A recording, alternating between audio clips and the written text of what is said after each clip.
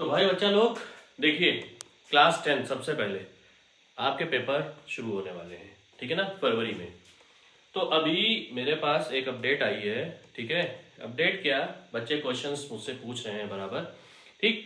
तो आप ही लोगों के लिए यहाँ पर अब एक बच्चे ने मुझसे और क्वेश्चन यहाँ पे पूछा है कि सर थोड़ा सा कोवलेंट और कार्बन कंपाउंड को बता दीजिए। तो बच्चा देखिए, आप जब क्लास 10th की प्रिपरेशन करते हैं तो उसमें एक चीज याद रख लीजिए, जो आपका ऑर्गेनिक कंपाउंड है, मतलब आप अगर इसको आप कह लीजिए तो ऑर्गेनिक केमिस्ट्री कह लीजिए। ऑर्गेनिक केमिस्ट्री का जो पार्ट है वो आ गया carbon and its compound, carbon and its compound से। तो बच्चा एक चीज इसमें देखिए, सबसे बड़ी चीज है कार्बन। देखिए, चूंकि एनसीईआरटी ने सबसे बड़ी चीज तो ये की है कि आपके सिलेबस से पीरियोडिक टेबल को हटा दिया है।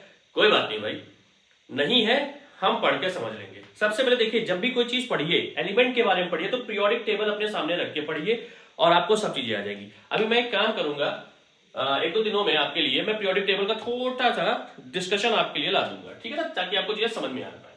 यहां पर देखिए, सबसे पहले चीज क्या है, कार्बन के बारे में। देखिए, कार्बन जो है, एक चीज याद रखिए, वो पी ब्लॉक एलिमेंट है। कौन सा एलिमेंट है? P block.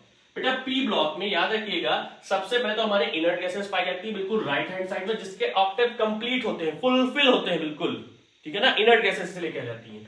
दूसरी बात, पी ब्लॉक में क्या पाए जाते हैं? नॉन मेटल्स,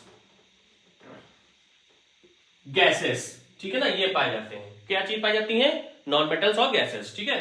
अब अगर हम कार्बन की बात करें तो कार्बन का जो सिंबॉलिक रिप्रेजेंटेशन होता है वो होता है C। एटॉमिक नंबर इसका बात करें तो होता है 6 और मास नंबर जो इसका होता है वो होता है 12, ठीक है ना। तो 6C12 हो गया। अब ये इसका क्या है? ये है इसका एटॉमिक नंबर। याद रखिएगा, ये इसका क्या है? Atomic number. आपने ऑक्टेव रूल पढ़ा है, 2 8 18 32, ठीक है ना, 2 8 18 32। आइए तो जल्दी से इसका इलेक्ट्रॉनिक कॉन्फ़िगरेशन कर लेते हैं, जल्दी से इसको समझ लेते हैं ताकि हम कोवेलेंट कंपाउंड के बारे में समझ जाएं और कार्बन की प्रॉपर्टी को लेते हुए, ठीक है ना। जब हम कोवेलेंट को समझेंगे तो उसके पहले हमको कार्बन की प्रॉपर्टी को समझना होगा। तो हमारा जो इलेक्ट्रॉनिक कॉन्फ़िगरेशन है, देखिए 6 की बात करें तो जो के शेल होती है, सबसे पहली शेल कौन सी होती है? के शेल होती है, फिर एल होती है, एल शेल, KLMN होता है, ठीक है ना। तो के शेल में हमने सबसे पहले 6 में से 2 इलेक्ट्रॉन को फिल कर दिया। कितने इलेक्ट्रॉन फिल कर दिए? 2 इलेक्ट्रॉन। अब 6 में से 2 निकल गए, कितने बचे? 4 इलेक्ट्रॉन। तो आइए इसको ऐसे देखिए कि ये है इसका न्यूक्लियस, फर्स्ट सेल और सेकंड सेल। इसमें कितने इलेक्ट्रॉन है? 2 इलेक्ट्रॉन। इसमें 1 2 3 4। बेटा सेकंड सेल के और एल, सेकंड सेल में कितने होने चाहिए? 8। 4 देखिए यहां पर 4 की क्या है? वैकेंसी है, मतलब 4 वैकेंट है, ठीक है, और सिर्फ 4 इलेक्ट्रॉन्स पाए जा रहे हैं। याद रखिएगा, कोई भी इनको अपने 4 इलेक्ट्रॉन नहीं देगा। मतलब अगर ये कहें, जैसे हमारे मेटल्स करते हैं, मेटल्स क्या करते हैं कि उनके पास 1 इलेक्ट्रॉन एक्सेस में होते हैं, ठीक है, तो वो क्या करते हैं? वो 1 इलेक्ट्रॉन को लॉस कर देते हैं। नॉन मेटल्स क्या करते हैं? उनके पास 1 इलेक्ट्रॉन, जैसे कि क्लोरीन फ्लोरीन ब्रोमीन आयोडीन, उनके पास 1 इलेक्ट्रॉन की डेफिशिएंसी होती है, वो 1 इलेक्ट्रॉन एक्सेप्ट कर लेते हैं, तो वो गेनर होते हैं और ये डोनर होते हैं। मतलब आपके जो क्लोरीन फ्लोरीन ब्रोमीन आयोडीन है, ये क्या है? ये गेनर है, ठीक है। सोडियम हो गया, मैग्नीशियम हो गया, कैल्शियम हो गया, ये मेटल्स है, ये सब के सब क्या है? डोनर है, क्योंकि इनके पास एक्सेस में इलेक्ट्रॉन है। लेकिन कार्बन के पास देखिए है भी नहीं भी। कैसे भाई? 4 इलेक्ट्रॉन है, 4 इलेक्ट्रॉन नहीं है, एफिशिएंसी के बाद भी डेफिशिएंसी है। तो अब ये क्या करेगा? इसको तो ज्यादा चाहिए, ठीक है, तो जब ज्यादा चाहिए तो नहीं होता कुछ, फिर क्या होता है? तो उसमें साझा होता है, ठीक है। साझा, साझा का मतलब ही हो जाता है कोवैलेंट, ठीक है ना, कोवैलेंसी, ठीक। अब यहां पर अगर इसकी वैलेंसी की बात करें तो वैलेंसी इसकी कितनी होगी? भाई साहब इसकी वैलेंसी याद रखिएगा, इसकी वैलेंसी होगी 4। अब आप कहेंगे कैसे? ये इलेक्ट्रॉन या तो डोनेट भी अगर करेगा तो 4 ही करेगा, एक्सेप्ट भी करेगा तो 4 ही करेगा। मतलब अब ये ना ही तो कंप्लीटली डोनेट कर पाएगा, ना ही कंप्लीटली एक्सेप्ट कर पाएगा, तो यहां पर ये क्या करेगा? ये शेयरिंग करेगा। अच्छा, अब इसके लिए सबसे अच्छा शेयरिंग कौन है? कौन होगा? भैया अपने जैसे लोगों को ढूंढना पड़ता है, याद रखिएगा, शेयरिंग करने के लिए, जो हमारे राज किसी को ना बताएं, बस उनके हम जाने, वो हमारे जाने। आइए तो इनके लिए क्या उठाएंगे? कार्बन के लिए कार्बन की वैलेंसी कितनी हो गई? ये देखिए 1 2 3 4, ये इसके इस तरीके से बॉन्ड भी हो गए और वैलेंसी भी हो गई। तो जो वैलेंसी है कार्बन की वो कितनी है? वो है 4। इलेक्ट्रॉन नहीं, 4 वैलेंसी। अब इसको वैलेंसी अपनी सेटिस्फाई करनी है, ठीक है, कंप्लीट करना है। तो आइए देखिए क्या करते हैं।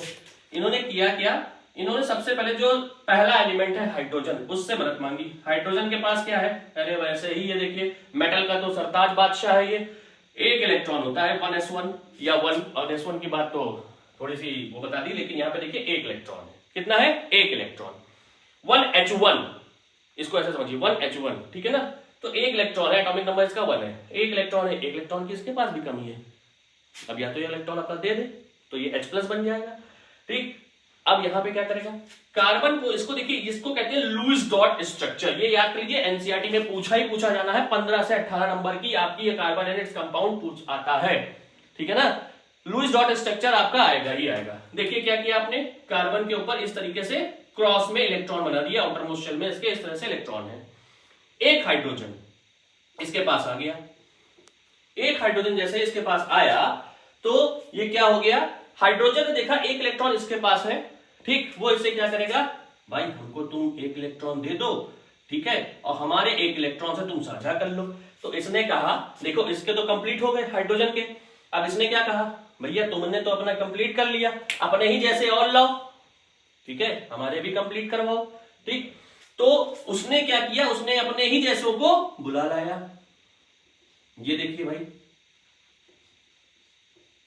या ऐसे कहिए अपने ही क्लोन तैयार कर दिए, जैसे कि रोबोट में चिट्टी ने किया था,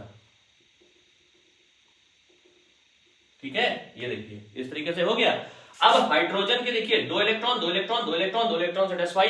तो अब ये क्या करेगा, ये भी इसको क्या कर लेगा, साझा कर लेगा। यहां पर देखिए, अब भाई साहब जहां पर चीजें होती हैं साझे में, वहां बॉन्ड बड़ा मजबूत होता है। दोस्ती यारी में हर चीज साझे की होती है, ठीक है ना। आप मेरे राज जानते हैं, हम आपके राज जानते हैं, वो भी दोस्ती भाई। अब कार्बन के साथ यहां पर हाइड्रोजन ने बना लिया बॉन्ड, तो इसको हमने क्या कहा, कार्बन एंड इट्स कंपाउंड। अब ये कार्बन का ही कंपाउंड बन गया, इसको वैसे जनरल नेम में मीथेन कहते हैं, वो भी हम आपको बताएंगे, ठीक है ना, जब मैं आपको थोड़ा सा यूपीएससी बताऊंगा, ठीक। तो यहां पे क्या हो गया, ये यहां पे क्या हो गई, ये हो गई शेयरिंग, और जैसे ही शेयरिंग हुई, शेयरिंग ऑफ इलेक्ट्रॉन, तो ये क्या हो गया, यहां पर ये जो बॉन्ड बना, इसको हमने कहा कोवैलेंट बॉन्ड। क्या कहा हमने, कोवैलेंट बॉन्ड। हमेशा याद रखिएगा कोवैलेंट बॉन्ड। देखिए आयनिक बॉन्ड जो होते हैं वो वीक होते हैं, क्योंकि उनमें क्या होता है, इलेक्ट्रॉन को दे दिया तो ले लिया, जब बनाया वापस ले लिया। यहां पे क्या है, ना ही दिया ना ही लिया, शेयर कर लिया, हमारी चीज तुम्हारी, तुम्हारी चीज हमारी, तो टूटेगा नहीं भाई, क्योंकि गोल का जोड़ हो जाएगा, ठीक है, याद रखिएगा। इसीलिए ऑर्गेनिक कंपाउंड को तोड़ना खतरनाक चीज हो जाती है, ठीक है, टूटते नहीं जल्दी। वो क्या बनाते हैं, लॉन्गेस्ट कार्बन चेन बनाते हैं, पॉलीमर वाली, ठीक, ये है आपका, ठीक है। तो ये आपने इतना समझ लीजिए, कार्बन जो होगा, कार्बन कौन सी वैलेंसी शो करेगा, टेट्रा वैलेंसी कहते हैं उसको, 4 की, ठीक है। साथ ही साथ कार्बन का नेचर कैसा होगा, कोवैलेंट नेचर होगा, ठीक, समझ में आ गया।